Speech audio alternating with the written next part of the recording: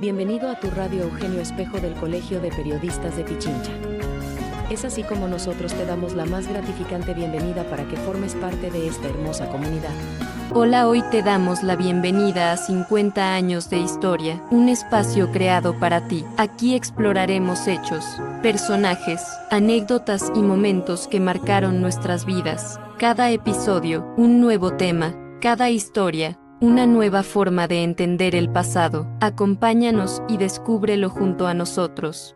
Muy buenos días, distinguida audiencia. Un gusto estar nuevamente con ustedes en nuestro programa 50 años de historia, en donde tenemos remembranzas, anécdotas, aportes y mucho más con relación a nuestros expresidentes, siendo un programa que trata de hacer un recuerdo de toda la vida en existencia de nuestra institución a partir de 1975. En este momento tenemos la visita muy importante de un expresidente, nuestro querido y distinguido y especial invitado, Edgar Jaramillo. Una vez que le damos la bienvenida, quisiéramos saludarte, Edgar. Muy bienvenido. Muy amable, Martita. Me alegra estar nuevamente por acá, por el colegio. Les agradezco por esta amable invitación de ustedes y estoy totalmente a la disposición para estos recuerdos de los 50 años de vida profesional acá en el colegio. Precisamente queremos empezar escuchando tu trayectoria dentro del colegio, desde que te afiliaste hasta cuando fuiste electo merecidamente presidente de nuestra institución. Bueno, yo me había graduado en la Facultad de Ciencias de la Comunicación en esa época de la Universidad Central. Y al poco tiempo de esa graduación me incorporé al colegio, ¿sí? Y estuve y desde allí integré varias directivas, primero en condición de vocal de directorios, estuve en dos directorios diferentes como vocal y luego fui presidente del colegio también, ¿no? Fue una vida interesante, momentos difíciles, momentos en que la defensa profesional era uno de los objetivos esenciales del colegio y creo que cumplimos adecuadamente. Pues no fue fácil, fue complejo, sobre todo porque los gobiernos y en los sectores de medios también había otra visión respecto del ejercicio profesional y había muchas personas que pretendían ejercer el ejercicio de los periodistas, señalando que la libertad de información, la libertad de opinión y periodistas que no eran periodistas, se hacían llamar como tales, querían desplazar a los periodistas diciendo que sí, que se autodenominaban como tales. Y eso entonces no era una lucha muy fácil. Igual fue las reivindicaciones salariales de los periodistas. Yo recuerdo que integré casi 4 años las comisiones para las revisiones anuales de los salarios de todos los trabajadores, incluidas los de los periodistas, y claro, nunca conseguimos, a pesar de que teníamos acuerdo, pero había serias discrepancias con los otros sectores de gobierno y con los sectores empresariales también. Pero fue unas tareas enriquecedoras que valieron la pena. El otro tema fue la permanente defensa de la libertad de expresión, ¿sí?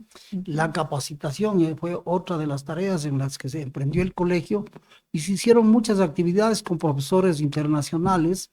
Se trabajó en unión con la Asociación de Periodistas Deportivos.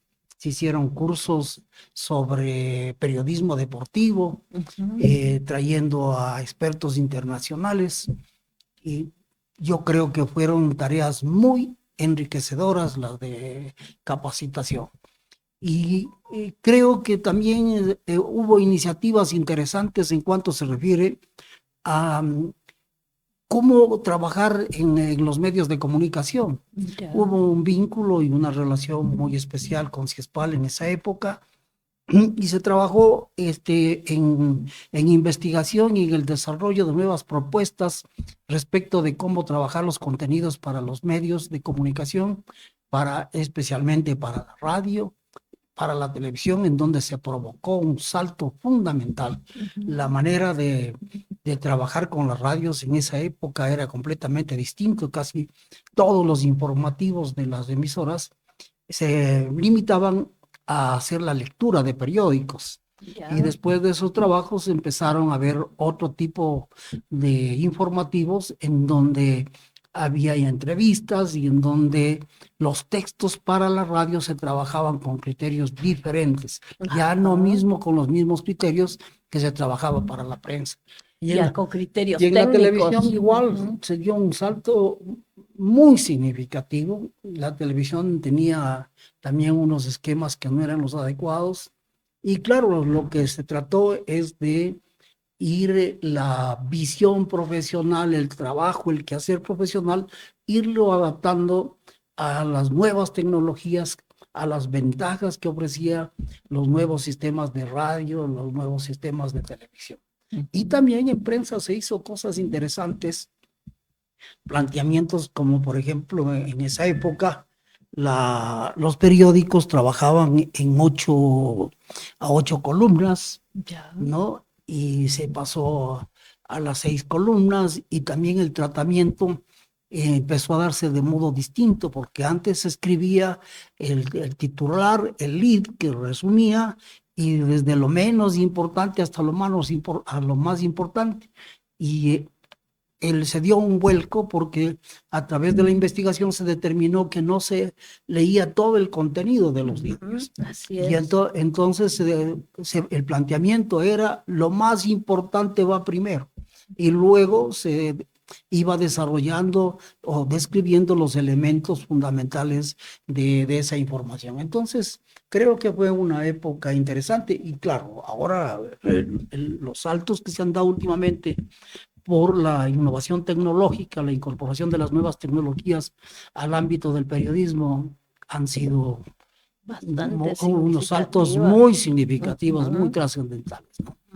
Y también hicimos, bueno, aquí este edificio, que se hicieron adecuaciones. Veo con enorme satisfacción que algunos de los muebles que se compraron en mi periodo se mantienen todavía. Porque han sido de muy buena calidad. En la sala principal, todas esas mesas, esos sillones, esas sillas, se compraron en esa época. Y veo que se mantiene bien. Sí, también se hicieron reparaciones del edificio y la ampliación. Pero quizá uno de los proyectos que realmente vale la pena y que ha pasado absolutamente inadvertido es el que el Colegio de Periodistas hizo una negociación para crear una urbanización del periodista. Sí, claro. Bueno, y entonces se compró un lote y pagaban una pequeña contribución que me parece que inicialmente había sido de 10 sucres por cada socio. Después incrementaron a 20 sucres esa cuota de cada uno de los socios, pero el colegio utilizó esos recursos en asuntos administrativos, ¿no? Y entonces, claro, los miembros de esa cooperativa, de ese plan de vivienda mejor, empezaron a reclamar, bueno, y nosotros estamos pagando y las obras. Y no hay absolutamente nada de eso. Entonces yo creo que ese fue un trabajo que nos llevó mucho tiempo, pero en el periodo cuando presidí el directorio del colegio, hicimos las calles del plan de vivienda. Hicimos unos acuerdos con el Consejo Provincial y con pavimentadas. Abrimos todas las calles de la urbanización, que era un lote grande, y hubo una discusión de linderos con la Asociación de Empleados de la Contraloría General del Estado, que tenían un lote, colindante, y tuvimos ahí un problema, porque eso impedía la vía de acceso. Y también se logró que pusieran no una vía pavimentada, pero sí por lo menos sobre las piedras pusieron un poco de asfalto, lo cual hacía viable porque esa era una vía realmente desastrosa, ¿no? Sí, entonces eso nos llevó un buen tiempo de gestión, regularizar con el municipio de Quito para abrir las calles, y tengo entendido, yo no he vuelto. Ya, debo confesar, no he Sabes vuelto. que yo estuve ¿qué será? La última vez hace unos 2 meses. Qué bien. Está bonita, las vías están muchas pavimentadas, otras adoquinadas, pero en muy buen estado.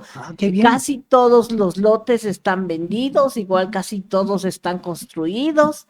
Está avanzando. Lo que sucede es que no ha habido en las directivas posteriores, no ha habido el empeño de entregar las obras al municipio, y eso ahorita nos está costando porque están haciendo reclamaciones, tanto el municipio como quienes cuentan con hipoteca de la urbanización con sus lotes. Entonces estamos en ese trabajo de tratar de entregar las obras definitivamente, sino que como ha transcurrido tantos años, hay ciertas obligaciones que nos están imponiendo, nos quieren imponer, y que estamos un poco con esa situación. Pero de ahí la urbanización está muy bonita, prácticamente está terminada ya, al menos lo que le corresponde al colegio como urbanizador está todo terminado. Qué bien, me alegra sobremanera saber eso. Realmente el colegio pues dejó abandonado el plan de vivienda. Claro. Nunca hizo como institución, no Presencia. invirtió el dinero que había obtenido por las cuotas, que no era mucho, pero durante los años que habían aportado, pues ya tenía un valor significativo. Claro. Pero, y el problema mayor era que el colegio no tenía esos recursos. Pero por diversas gestiones, por fortuna, conseguimos la ayuda institucional y se abrió las vías. Se resolvió el problema de linderos con la Contraloría, y además pudimos abrir la vía de acceso y dejar hechas las vías de toda la urbanización. Excelente, todo el trazado, que era lo principal. No solo el trazado, se dejó las calles. Ya, no había trazado, no había, era como un predio rústico. Era unidad, no, ya había la autorización, pero no se había hecho absolutamente nada. No se había hecho nada. Entonces, ese fue un trabajo que nos demoró bastante tiempo, pero quedó ya las calles abiertas. Excelente. ¿Cuánto tiempo estuviste en la presidencia? Me parece que fueron 2 años. 2 años es lo mínimo, los 2 años. 2 años, 2 años, sí. Pero en 2 años hiciste bastante obra, bastante trabajo. Hicimos un trabajo interesante ahí. Yo lo que siempre rescato es cuando tú fuiste nuestro profesor, y era excelente escuchar tus cátedras, tus indicaciones, que siempre nos transmitiste sin ningún celo, sin ningún problema. Siempre teníamos abiertas las puertas para las preguntas, para las consultas. Eso es algo que me enorgullece, haber sido tu alumna, haber sido parte de tu enseñanza. No, esa es una tarea muy linda, muy agradable. Yo me retiré de la facultad porque no hubo la adecuada comprensión, ¿no? Y siempre nos estábamos debatiendo en una pugna ahí, porque siempre estábamos hablando de reforma, pero yo soy partidario de que una reforma académica de esas demanda de un diagnóstico. Por supuesto, no se trata de reunir a expertos o a los más experimentados y juntar ahí planes o directrices. Yo creo que hay que tener un diagnóstico interno y externo y conjugar qué es lo que está demandando el mercado para confrontar con lo que está haciendo la universidad para formar y satisfacer esos requerimientos sociales. Claro. Y entonces excelente. esa visión no existía, sino que era Un poco empírica. no que imponer la visión de quienes consideraban que tenían mayor experiencia, y así tuvo muchas dificultades. Entonces, Claro. pero ese es un hobby, un vicio y una actividad muy gratificante, muy Claro, agradable. y como te cuento como anécdota quizá, que justamente en este periodo, a raíz de que empezamos a funcionar con la radio y con la ayuda del magíster Leonardo Vinuesa, quien está ahora de subdecano, pudimos hacer un convenio para que vinieran estudiantes a hacer prácticas Eso me parece preprofesionales. bueno. Estuvo interesante, sobre todo en el segundo grupo, en donde hubo chicos muy proactivos y se realizó unos programas científicos bastante interesantes, mezclando, como tú dices, lo actual con lo anterior. Lo actual viendo desde el punto de vista de usar la tecnología y con la planificación, la realización de guiones, de cómo se llama estos que dicen los chicos, unas especies de cápsulas en donde se da parte de la programación, en donde se hace una programación bastante dinámica. Entonces fue una bonita experiencia contar con los chicos. Espero que cuando reingresen vuelvan a venir, porque sí se alimenta nuestro medio de propuestas interesantes. Ahora no sé tú si tú has oído que está en el campo esto de los podcasts. Sí, Entonces, los primeros chicos hicieron podcasts, pero ya relativos más bien al convivir cotidiano, a sus propias experiencias, que también tuvo acogida, hubo un buen rating en esos momentos, estuvo bastante interesante. Bueno, a mí me parece altamente positivo estos vínculos con la facultad y que los estudiantes puedan efectuar sus prácticas, ¿no? Así es. Porque uno de los grandes problemas que ha enfrentado la universidad es no poder tener laboratorios adecuados para que los estudiantes puedan hacer prácticas. Y entonces, qué mejor que venir acá y enfrentar la realidad y enfrentarse con el público, con la gente que viene a las entrevistas y elaborar estos nuevos productos que ahora están de moda en los podcasts, que tienen muchísima acogida. Así es. Lo que hay es que definir buenos temas para Exacto. eso y la estructura de los contenidos, que es clave. Así Porque es. hay podcasts y podcasts, pero Así es. de eso depende ya de cómo se estructuran los contenidos para que atraiga a la gente, Y ¿no? ahí coincido contigo que todo debe llevar un orden, una planificación, una organización hasta el momento de ya ponerle en escena, digamos, en que ya llegue a la audiencia.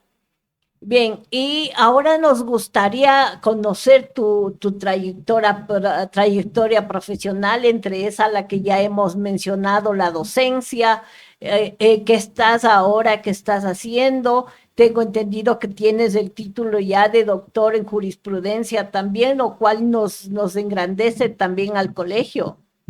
Bueno, en realidad mi primera profesión fue la del derecho.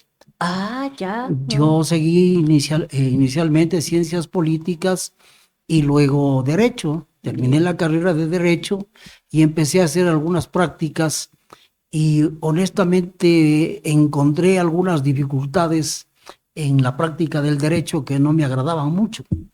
Y entonces yo decidí seguir la carrera de comunicación. Ya. Y claro, mientras seguía la carrera, seguía vinculado a un estudio jurídico. Terminé la carrera y de comunicación me gradué de inmediato. Bueno, no tan de inmediato, porque creo que terminamos por julio el curso, el último nivel, y había venido trabajando la tesis. Y en diciembre nos graduamos, es decir, ¿Y tú hiciste prácticas mientras estudiabas o fue ya de que te graduaste que empezaste a ejercer? Yo me dediqué a ayudar a los compañeros a vincularse a los medios de comunicación, y yo estaba vinculado al derecho. No me había graduado en derecho todavía. Ya. Tenía la licenciatura, pero el doctorado no lo tenía. Y entonces luego terminé comunicación y ahí empezamos. Y bueno, eh, al poco tiempo empecé a trabajar en temas de comunicación en CIESPAL.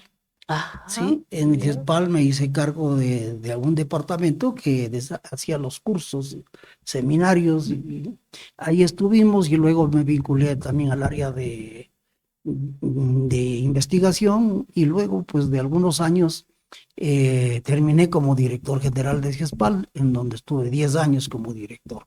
Ahí hicimos un trabajo muy interesante, tuvimos durante muchos años la revista más importante en comunicación de América Chasqui, por Latina, que era la revista Chasqui, supuesto, claro y que tuvimos sí. muchas colecciones de libros, se hicieron una gran cantidad de publicaciones. Ujú. eh, el- la- los libros de la colección Intillán, que eran libros de texto para la enseñanza, y ahí había libros que realmente tuvieron enorme acogida, como la producción de radio de Mario Caplún, Ya. que se agotaban las ediciones con mucha frecuencia. Tuvimos otra serie que se llamaban Manuales de la Comunicación. Teníamos ensayos que eran nuevas propuestas innovadoras de la gente de comunicación. Bueno, hubo Excelente. 7 colecciones diferentes de publicaciones. Ahora había cuadernos de Ya. comunicación también, Y que eran los, textos y más los ligeros. contenidos, ¿quién los aportaba? Bueno, CIESPAL en esa época realizaba muchos cursos internacionales, Ya. venían gente de todos los países de América Latina. El financiamiento venía de UNESCO, OEA, también hubo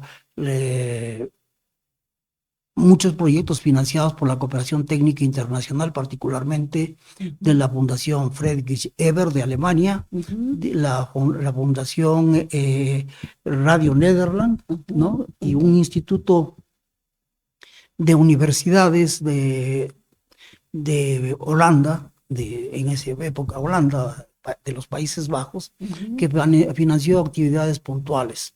Entonces, había mucha actividad de formación profesional, mucha investigación, Excelente. y entonces los profesores que venían a los cursos se comprometían a escribir o para Chasqui o algunos que estaban haciendo investigación, gente también vinculada a las universidades, empezaron entonces a escribir los libros también, libros, o cuando no eran los materiales muy acabados, se publicaban lo que denominábamos monografías CIESPAL. Sí. Ajá, ya. Entonces, entonces eran los profesores los que, Alimentaban los el que, medio, claro, sí, y las entonces, publicaciones. o en otros casos se grababa y se traducía y luego se editaban esos textos, mandábamos a los profesores, a los especialistas, para que revisen y terminaba publicándose los libros, ¿no? Excelente, excelente. Sí, luego también más adelante empezamos a hacer programas de radio. Ajá, Y entonces, claro, Radio Nederland. no, eran de CIESPAL. Radio Nederland era uno de los auspiciantes, pero la producción era de CIESPAL. Bueno, llegamos a distribuir los programas en 386 emisoras de América Latina, Maravilloso. los programas de radio. Y luego incursionamos también en un informativo de televisión. Ese informativo de televisión se distribuía entre los canales comunitarios que empezaban a surgir. Ya. Y entonces, como no tenía programación, darles esta producción era fantástico, un apoyo ¿no? inmenso. Y uno de los programas que tuvo singular éxito, bueno, fue Emeregildo y su camión, que era tratamiento de temas ambientales. Era un camionero que recurría e iba viéndolo, cómo se van destrozando los bosques, cómo el cauce de los ríos se iba destruyendo y botaban basura, la contaminación. Entonces iba narrando todo eso tuvo un éxito, ¿no? Claro. Otra serie que fue muy interesante fue Mujeres de América Latina, para destacar el papel, la contribución social, académica de las mujeres que habían pasado inadvertidas en muchos de los casos. Eso tuvo acogida. Y un programa que fue realmente interesante y que yo pienso ahora revivirlo con el Colegio de Abogados. es un programa que se llamaba El Ciudadano y la Ley. ¿Cuál era el objetivo de ese programa? El objetivo de ese programa era que el ciudadano conozca sus derechos, que conozca las leyes, pero también que conozca cuáles son sus obligaciones. Exactamente. ¿Sí? Entonces se Claro llamaba El que hay Ciudadano y la Ley. deberes y obligaciones. Exacto, también. correctamente. Derechos, Entonces, derechos ese y programa obligaciones. tenía dos segmentos muy definidos. Entonces era la teatralización inicial Excelente. para poner en escena el problema que se iba a tratar, y después entraban periodistas o abogados para decir, mire, un contrato de trabajo no se hace así, el contrato de trabajo significa Excelente. esto es lo que hay que considerar. ¿Sabes que en el periodo anterior del ejercicio de Paulo Caña, en la que estuvo de vicepresidenta Anabela Guerrero, Sí, la yo conozco. fui a hablar y le pedí que hicieran un programa aquí en la radio, pero ya estaban en periodos, me parece, de nuevas elecciones, estaban preocupados con ese tema. Ahora que tú mencionas reactivar el programa de las leyes para el público, para la audiencia, ¿por qué no pensarla y hacerla en nuestro medio, Edgar? Te invito para que habría que ver las condiciones, ¿no? Porque eso demanda un esfuerzo de producción, ¿no? Claro. Hay que ver quiénes van a hacer los guiones, quiénes van a ser el narrador principal, quiénes son los personajes que van a intervenir en cada caso. Claro. Habría que hacer un análisis, porque lo que se trata es de hacer un programa que llegue a la gente. Exactamente. Porque hacer un programa que no tiene mayor resultado. Claro, justamente en ese caminar, los estudiantes que estuvieron aquí, que hubo una señorita sobre todo que está en 9º semestre y que ya está haciendo su tesis, que me imagino que hasta septiembre, octubre ya se gradúa. Es una señorita muy inteligente, muy activa, muy despierta, y podría perfectamente ella conducir, yo te voy a pasar los programas que hicimos con el auspicio de estos jóvenes, los programas científicos que hicimos. Entonces podría ella ayudar en la elaboración de los guiones, de la planificación de los programas. Habría que analizarlo bien, porque la idea sería distribuir eso. He conversado con los nuevos directivos de la Asociación Ecuatoriana de Radiodifusión. Ya. ¿No? Y ellos, cada vez que me encuentran en una parte, ¿cuándo hacemos ese programa? Porque nosotros no cobrábamos absolutamente nada, pero las radios sí lo comercializaban. Claro, y en provincias donde hay muy poca producción, entonces eso tenía muy buen resultado. ¿Sí? Entonces habría que analizarlo. De lo que se trata es de hacer un trabajo profesional en que los estudiantes pueden aportar, pero hay que hacer un trabajo profesional, hay que hacer una buena investigación. Profesional. Sí, hay que hacer investigación de banda y bueno, habría que ver. Justo porque estos programas que le hicimos de ciencia fue con una investigación en los departamentos en donde producían, por ejemplo, se hizo un programa relativo a la potencialización de los materiales para producir cemento alternativo, no con la emisión de los gases que se producen ahora, sino con otras alternativas. Imagínate, por ejemplo, decían, el cemento se puede hacer con las cenizas volcánicas. Mira, que era algo, y yo le consulté a una empresa dedicada a esta área multinacional y me decía, ese estudio no hay aquí en el país, hay en el exterior. Y yo, claro, no podía ser infidente y no les pude decir que sí, que en nuestro país también se está haciendo y hay investigaciones de alto nivel. Bueno, sí, eso es parte del trabajo. Yo creo que lo que hay es que acudir a las fuentes.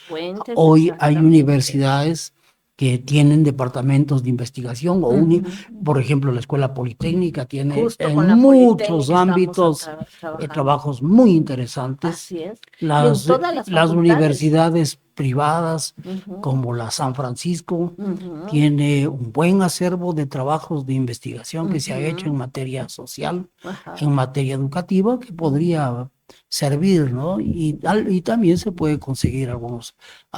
Hay varias universidades que tienen muy buenos trabajos desarrollados y que no han tenido la difusión adecuada. Exactamente. Hay una Sin limitación. ir más lejos, en nuestra facultad recordarás cuando había el tiempo en la Faxo, cuando había el tiempo de graduarse con tesis. Ajá. Nosotros hacíamos un trabajo muy concienzudo, de mucha investigación, ya en las fuentes mismas, y el momento en que hacíamos la tesis, nos graduábamos, dábamos el examen y la tesis se iba a reposar en el archivo. Y entonces, justamente pensando en eso, nosotros queremos irnos también por esos espacios. Si bien es cierto, ahora unos estudiantes se gradúan con tesis, otros se gradúan con examen comprensivos, pero sí hay todavía tesis muy interesantes que ameritan ser conocidas, porque se hace un trabajo a conciencia y está desperdiciado. Claro, habría que analizar, me parece que esa es una buena posibilidad de contar, y en todos los ámbitos hay mucho de eso, ¿no? Entonces, es cuestión de ver las posibilidades en efectuar alianzas con las universidades para que ellos puedan proveer esos materiales, claro. contar con la disposición también de los autores, ¿no? Claro. Pero me parece que podría ser una tarea interesante y sería un gran laboratorio para los estudiantes que están en la facultad para sus prácticas, porque podrían producir programas de calidad con contenidos y sería una gran experiencia para ellos, ¿no? Sí. Entonces, bueno, es cuestión de analizar y ver las posibilidades de eso. Sí.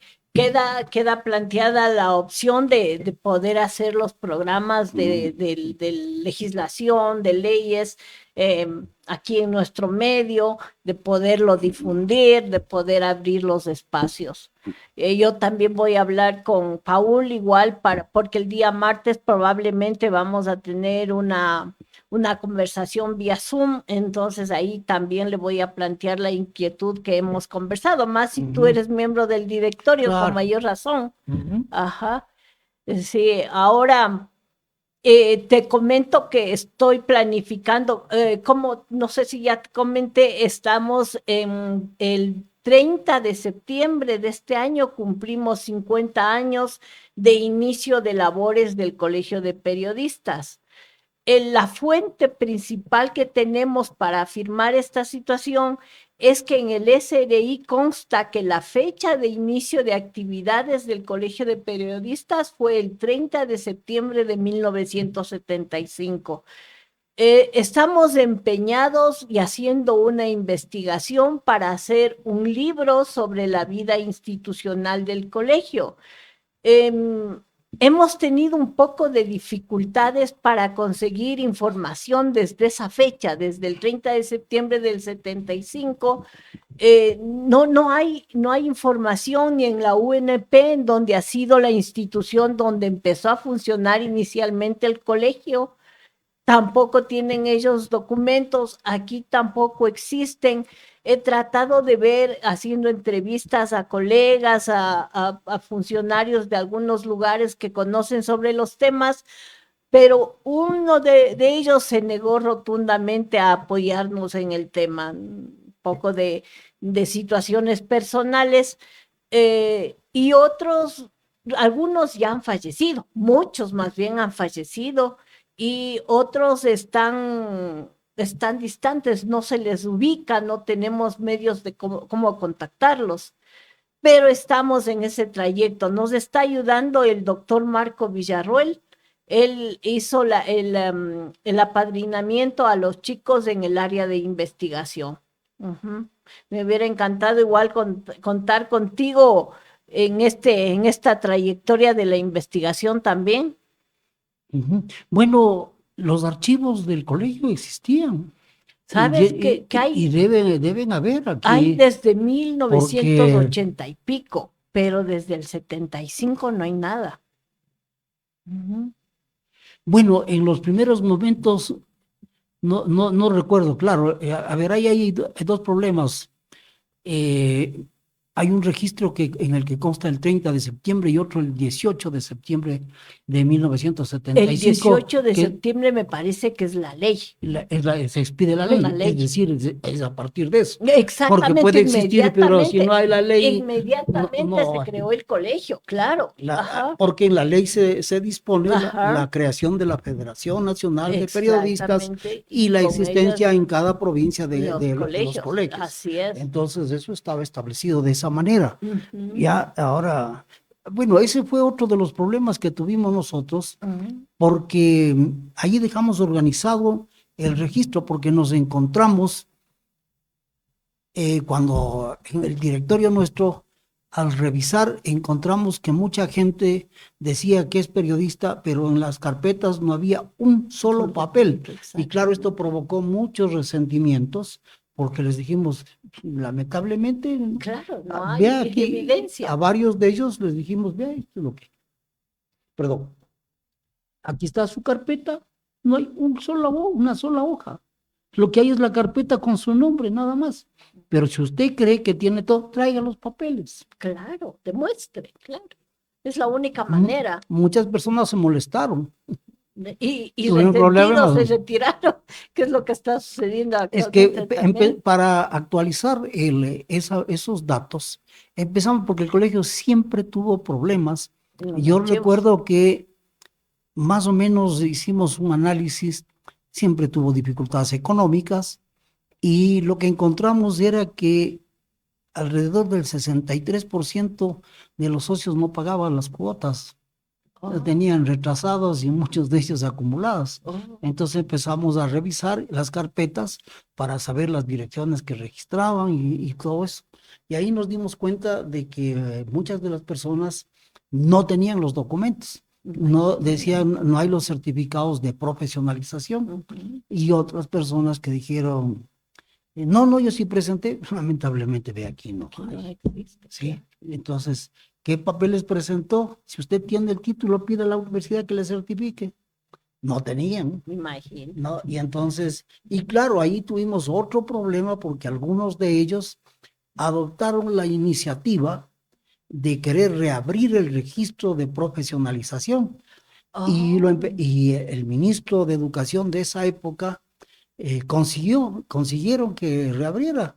Tuvimos una reunión con él, le explicamos todo el asunto y él terminó por decir que no había, sino que iba a revisar los casos en que decía que a la época de la calificación, ujú. ¿no? Porque había casos como este, la ley establecía que para darles el certificado de profesionalización, Ujú. tenían que quienes habían ejercido el periodismo presentaran el certificado del medio de haber cumplido tareas periodísticas de por lo menos 5 años a 1975, Ya. ¿sí? Ujú. Y entonces encontramos algunas incoherencias porque en por lo menos unos 3 casos, a la época de la expedición de la ley tenían como 14, 15 años.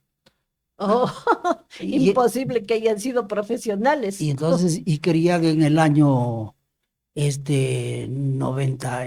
91, querían que se les reconozca como periodistas profesionales. Y entonces No, pues ahí ya, nosotros obviamente nos opusimos, supuesto. no podíamos permitir que se reabra el registro y se demostró, y se le dijo al ministro de la Educación de la época, vea ministro, esto es las personas que le están pidiendo, ve aquí, ¿cómo acredita haber ejercido la profesión por más de 5 años cuando este señor a la época tenía 14 años? Entonces, ¿cómo es esto? ¿No? Entonces ahí se dio cuenta él de que iba a cometer un error.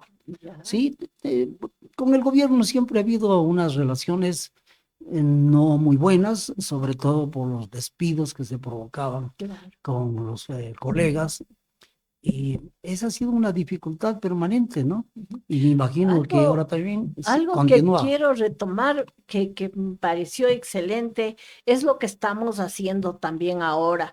Justamente el colegio como gestor de la comunicación está coordinando la agrupación de gremios multidisciplinarios en un espacio en donde podamos igual poder, digamos, expresar cada colegio la problemática profesional tratando de evitar el enrolamiento político, que si bien como tú decías, tienen su inclinación, pero fuera de nuestro espacio. Entonces, me dio mucho gusto el conocer que en tu periodo también se hizo una actividad similar y casi estuvo a punto de hacerse una organización jurídica, que hubiera sido maravilloso, ¿no? La entidad ya funcionaba. Ya. Teníamos en este colectivo 18 organizaciones profesionales, Ya. donde estaban médicos, ingenieros, había ingenieros civiles, ingenieros eléctricos y otros de tipo de ingenieros, administradores, economistas, médicos, ¿no? Abogados, periodistas.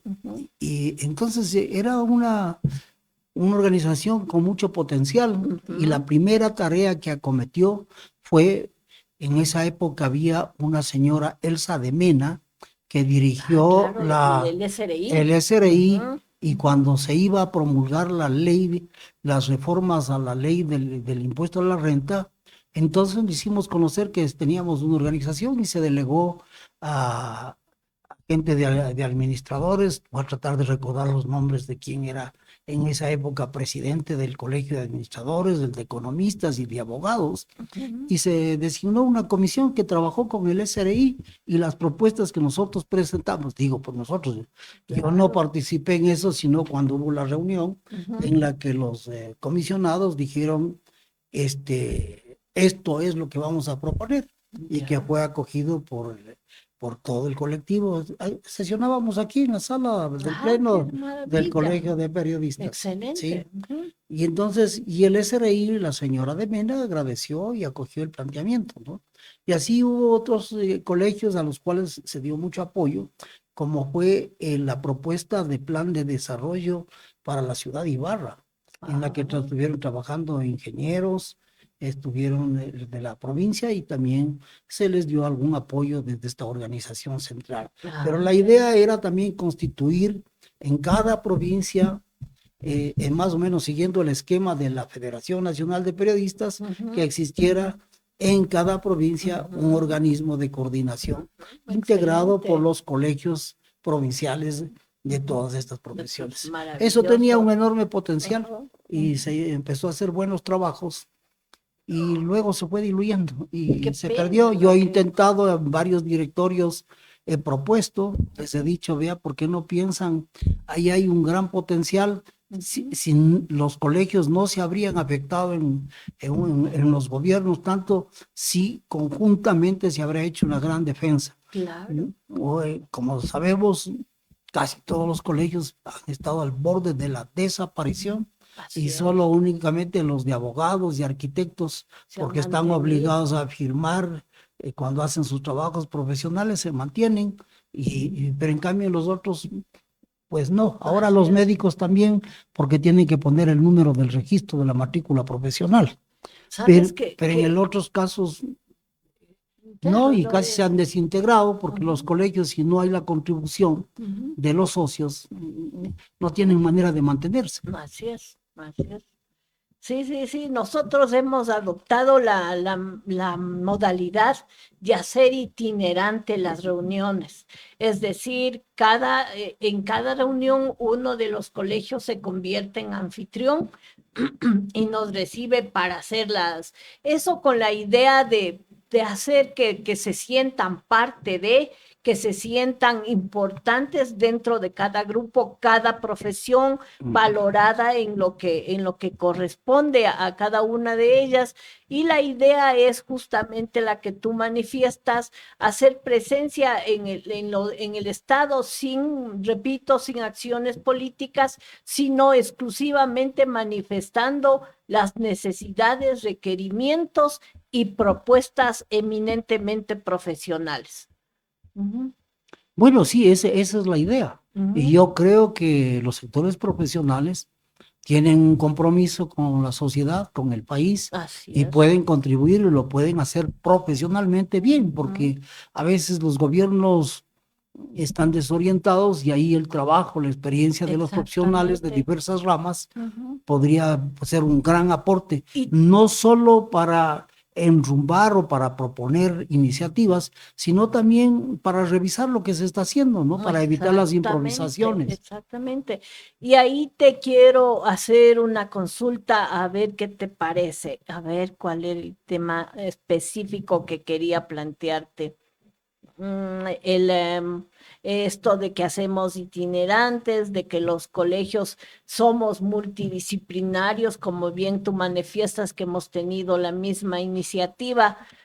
Y, ay, se me escapó lo que te quería comentar. Ujú. Bueno, en todo caso, esa es la idea que tenemos, es la propuesta que estamos haciendo. Justamente el Colegio de Médicos nos va a ayudar a tomar una cita con la vicepresidenta María José Pinto para que nos reciben audiencia y poder manifestar cada colegio las inquietudes sobre los temas profesionales. Ya me acordé.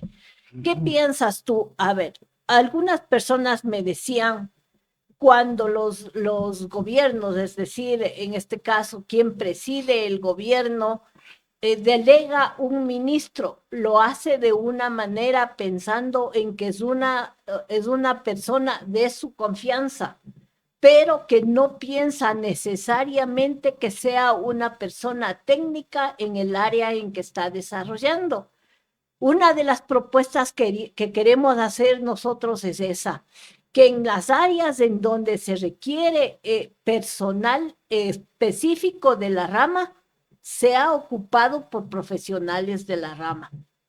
De tal manera que cada colegio pueda, por ejemplo, que nos llamen a nosotros y nos digan necesitamos el vocero para el gobierno, necesitamos una terna.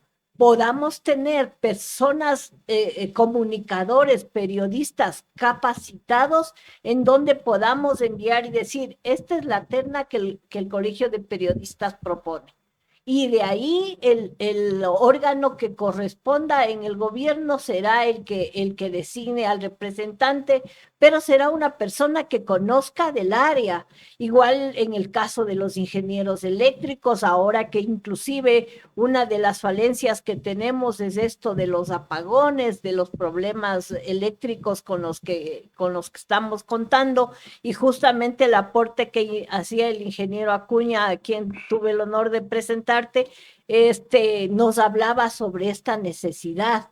Y justamente, no sé, el decir, contrate personas que tengan el perfil profesional, ¿implicaría irse contra la política gubernamental o sería una buena oferta y alternativa para que el gobierno la considere? Bueno, yo no encuentro que se iría en contra de ninguna política establecida. Los gobiernos, los organismos seccionales tienen plena autonomía, derecho y capacidad para designar a quienes pueden ser sus funcionarios en las diversas ramas. Sí, y claro, si es que ellos lo piden, cada colegio profesional tendría dentro de sus miembros la posibilidad de decir, bueno, miren, aquí tenemos una terna, pero yo le veo difícil que quede establecido como una norma, que es los colegios profesionales no planteen las ternas para que de ahí se escoja. Le veo difícil porque digo, inclusive eso podría ser una manera para que los socios vuelvan a formar parte de manera voluntaria en los colegios profesionales, porque saben que van a tener una oportunidad de ser contratados, inclusive, porque no solo sería a nivel de ministros, sino de todas las áreas en donde se requiera comunicadores, por decir nuestro caso. Bueno, lo importante ahí es fortalecer la formación profesional de cada persona, dependiendo de su especialidad. Justamente. Pero esto de definir como que los colegios son los que tienen que proponer entre quienes se debe, esa sería una tarea que daría lugar incluso a problemas internos muy críticos, ¿no? Porque siempre habrá más de 3 como para proponer una terna, y ahí empezarán a surgir las dificultades, ¿no? Y claro, los gobiernos también querrán tener libertad de acción, pero lo que sí se puede es exigir que se respete las leyes profesionales. Yo creo que ahí esa es la tarea fundamental que hay que exigir, que se respete, y ahí es las leyes que defienden, protegen a los médicos.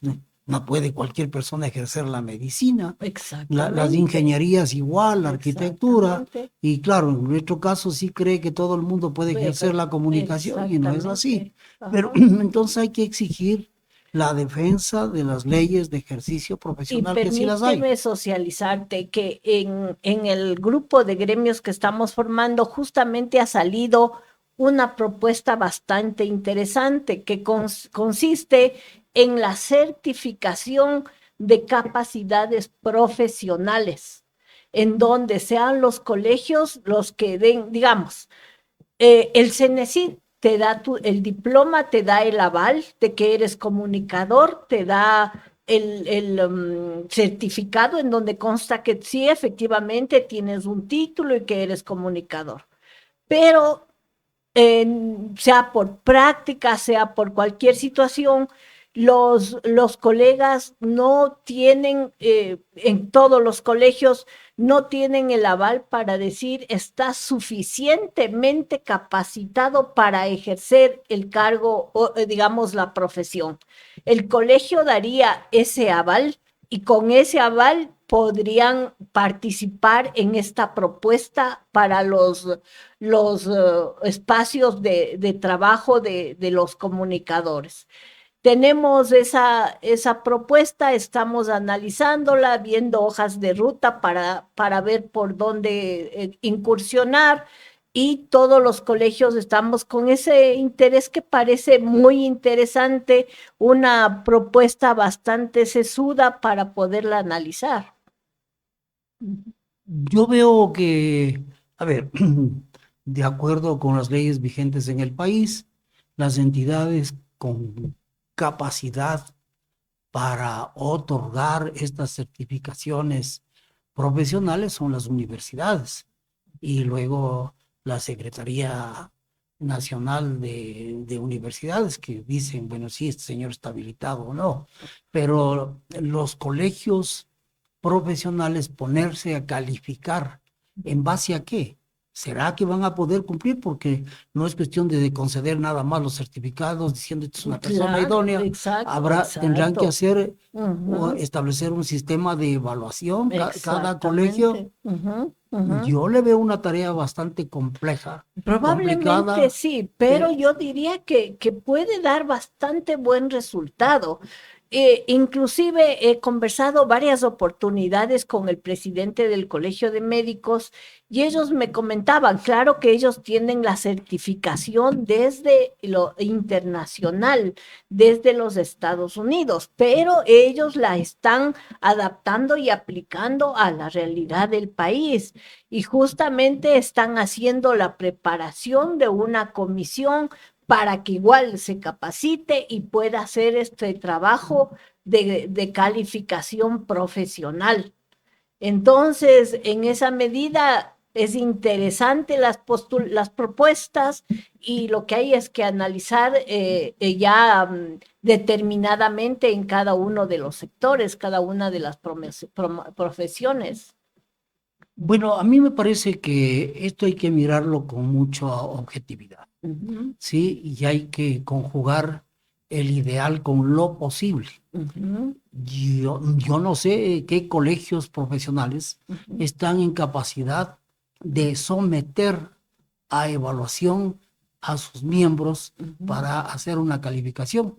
Muchos dirán, no, si yo tengo el título universitario, ¿con qué derecho mi gremio quiere hacerme una evaluación? A ver, yo quiero saber cuáles son las técnicas, quién va a evaluarme. Y usted me va a evaluar. ¿Qué le pasa? ¿Cómo me va a evaluar usted? Es decir, por lo menos alguien que tenga la experiencia y el conocimiento a mí, mío o superior, que me evalúe, ¿no? Digo esto porque yo he observado, tuve una vinculación, yo fui la contraparte de un gran proyecto para evaluación de los miembros de la Corte Nacional de Justicia, ¿sí? Ya. Y el gran cuestionamiento era ese. ¿Por qué me van a evaluar? ¿Por qué? ¿Cómo me vas a evaluar tú? ¿Cuántos años has sido juez para que me evalúes? Y cuestionaban eso, ¿no? Y decía, y bueno, ¿y quién va a evaluar? Ya. Entonces, no es fácil. Claro, nosotros Claro. superamos el problema constituyendo una comisión que elaboró el reglamento de evaluación y una comisión paralela que ejecutó. Y claro, en el que ejecutó la evaluación, y se constituyeron tribunales, por ejemplo, en materia penal, tales personas especialistas en materia penal, en civil, en de trabajo, y en cada rama se hizo. Y no es fácil la tarea, Claro, porque no es además de esa fácil, gente, así es. a esa gente hay que pagarla. Porque tú no, imagínate lo que es evaluar entre 1,000, 2,000 socios, porque no podría ser que se haga para unos y no para otros. Claro. Y no sé. Yo he visto las dificultades que hay.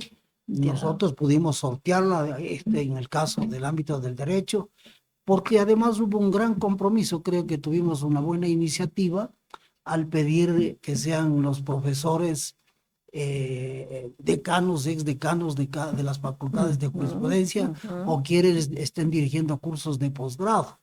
Entonces, de esa manera logramos Claro. eliminar esto, pero constituir ese comité no es fácil. Claro, no es No, fácil. y es gente que tiene que dar su tiempo, porque la tarea de evaluación no es cuestión, siéntese y responde estas 20 o 30 preguntas. No es así. Claro, No, es no. la En este caso, evaluación la integral. experiencia que hicimos nosotros fue una evaluación teórica por escrito y luego frente a un tribunal, ¿no? Claro. Y un tribunal que tenía que leer lo que había hecho esta persona en la práctica. Por ejemplo, se cogió, a ver, ¿cuántos usted como miembro de la Corte Nacional, cuántos juicios usted ha sentenciado? Tantos, muy bien.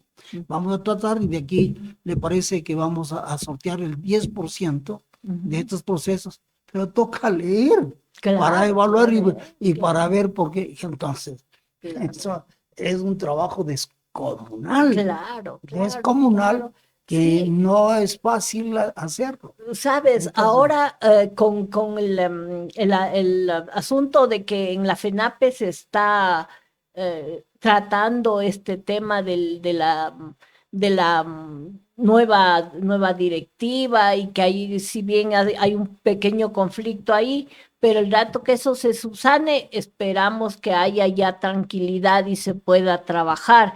Y claro, nosotros, si queremos hacer alguna modificación legal, tenemos que hacerlo a través de la FENAPE.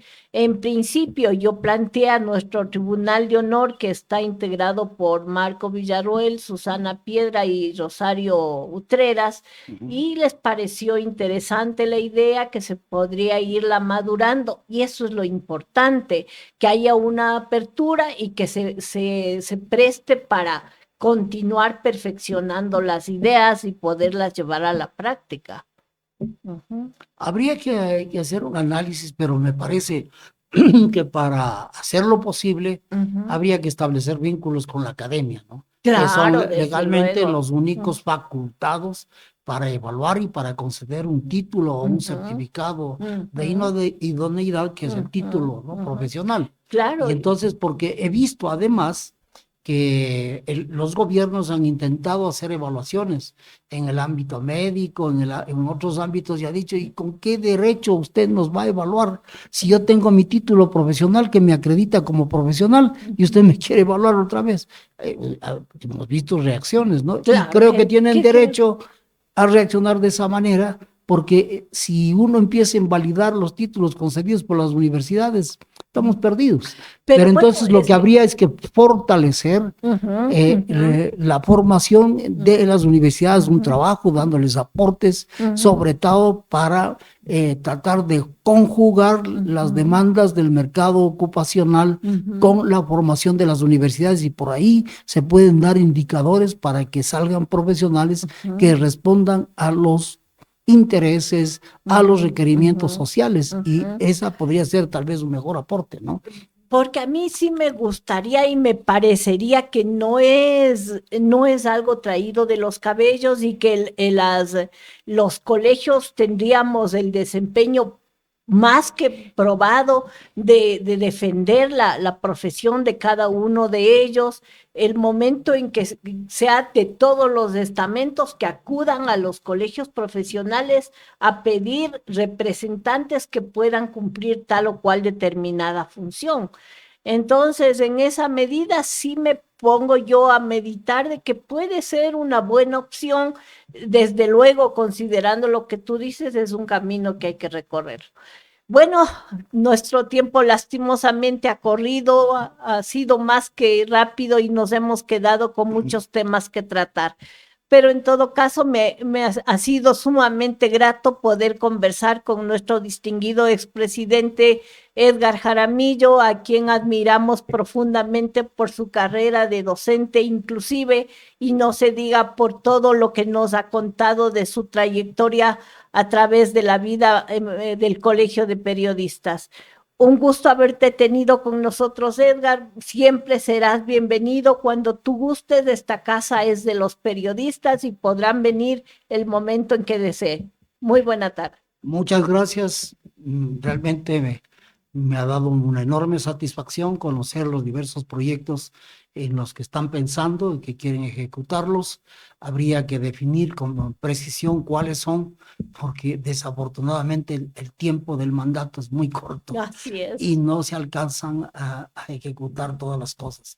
Y yo creo que el colegio tiene algunos compromisos, algunas obligaciones, y entre ellos, obviamente, la defensa profesional. Así es. La defensa profesional que sí, de una u otra manera se ha cumplido, pero yo auguro el mejor de los éxitos a estas iniciativas, ojalá se logren consolidar, ¿no? Habría que tamizar un poco para saber cuáles son posibles realizarlas y echarlas para adelante con el aporte de los socios y en colaboración con diversos segmentos. Yo creo que en una época como esta es importante encontrar la cooperación de diversos organismos, de diversas entidades para hacer factible las propuestas. Ya un colegio solo, por sí solo, sabemos las limitaciones que hay.